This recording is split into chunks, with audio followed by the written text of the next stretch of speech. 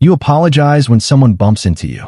You apologize for taking up space in a conversation. You apologize for asking a question you had every right to ask. And somewhere in the back of your mind, you already know that wasn't your fault. But the word still came out. It always does. There's a person who moves through the world in a constant state of low-level guilt. Not because they have done anything wrong, but because somewhere along the way, they learned that their presence, their needs, their feelings, their opinions require an apology just to exist. This is not a personality trait. This is a pattern. And like most patterns, it has a beginning. Think back to an environment where conflict felt dangerous. Not physically necessarily, but emotionally. A home where tension could erupt without warning. A classroom where standing out meant getting hurt. A friendship group where disagreeing meant being excluded. In spaces like these, a child or a teenager or even an adult, learn something very specific. Keeping the peace is survival. And the fastest way to keep the peace is to shrink. So they shrink. They round off their edges. They swallow their opinions before they finish forming them. They say sorry before anyone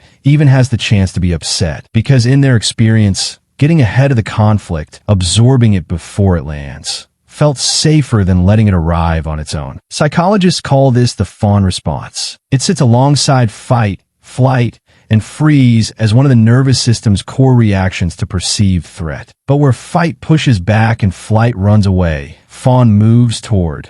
It appeases, it accommodates, it apologizes. It tries to neutralize the danger by becoming as agreeable, as invisible, as non-threatening as possible. The problem is the nervous system does not always know when the danger has passed. So the fawn response that once kept someone safe in an unpredictable home follows them into their adult relationships, their workplaces, their friendships. They apologize to the coworker who interrupts them. They say sorry to the waitress when their order comes out wrong. They over-explain their decisions to people who never ask for an explanation. They feel a quiet, persistent guilt for having needs at all. And here is the part that makes it so hard to change. It works. People smile when you apologize. Tension dissolves.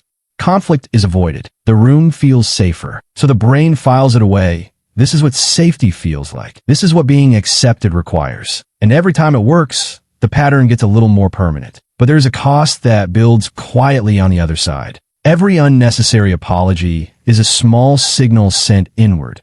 A message that says you were in the wrong, that your presence needs justifying, that other people's comfort is more important than your own experience of the situation. Over time, those signals accumulate. The person who apologizes for everything slowly begins to believe they're always, slightly, at fault. And that belief is exhausting to carry. The shift does not begin with confidence. It does not begin with deciding to stop apologizing cold. It begins with something much smaller. A pause. Just a moment between the impulse and the word. Long enough to ask one quiet question.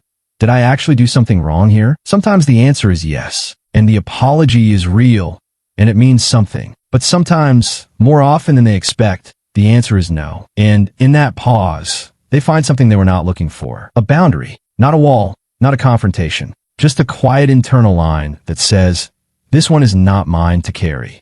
They do not say sorry, and the world does not end. In fact, something small but significant happens instead. The conversation continues. The relationship holds. The coworker moves on. And the person who spent years believing their unapologized presence would cause damage discovers that it did not. That they were allowed to simply be there, without a disclaimer, without shrinking, without permission. That discovery does not fix everything. The impulse comes back. Old environments have deep roots. But each time the pause happens, each time the apology is withheld and the world continues anyway, the nervous system updates its file. Slowly, quietly, almost without noticing. Safety, it turns out, was never on the other side of the apology. It was on the other side of the pause.